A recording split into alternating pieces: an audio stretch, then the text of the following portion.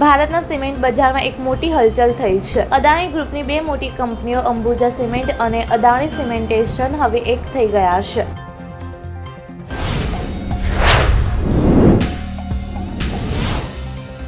સ્વામિત્વ યોજના અંતર્ગત રાજ્યના ગ્રામ્ય વિસ્તારોમાં મિલકત ધારકોને તેમના રહેણાંકની મિલકતનો હક દર્શાવતી સનદ વિના મૂલ્યે અપાશે।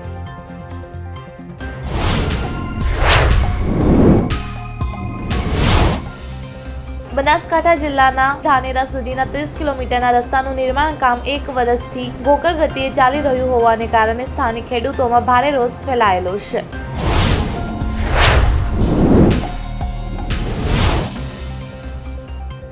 સંસદનું ચોમાસું સત્ર આજથી શરૂ થઈ રહ્યું છે। આ અગાઉ કોંગ્રેસે પ્રધાનમંત્રી નરેન્દ્ર મોદીને ઘેરવાનો પ્લાન બનાવી લીધો છે।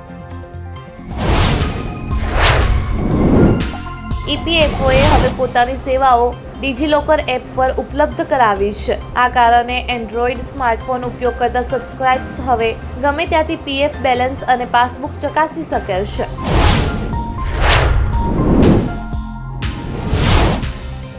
બોમ્બે હાઈકોર્ટે 2006ના મુંબઈ લોકલ ટ્રેન બ્લાસ્ટ કેસમાં તમામ 12 લોકોને નિર્દોષ જાહેર કર્યા છે અને તેમને નિર્દોષ છોડી મૂકવાનો આદેશ આપ્યો છે।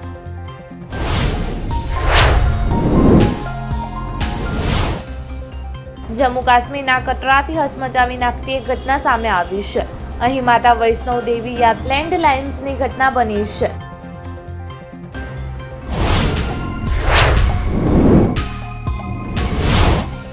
અમદાવાદના સાણંદમાં બાતમીના આધારે ગ્લેડ 1 રિસોર્ટમાં પોલીસે દરોડા પાડ્યા હતા, જેમાં ડીજે પાર્ટીની આડમાં નબીરાઓ દારૂ પાર્ટી કરતા પકડાયા હતા।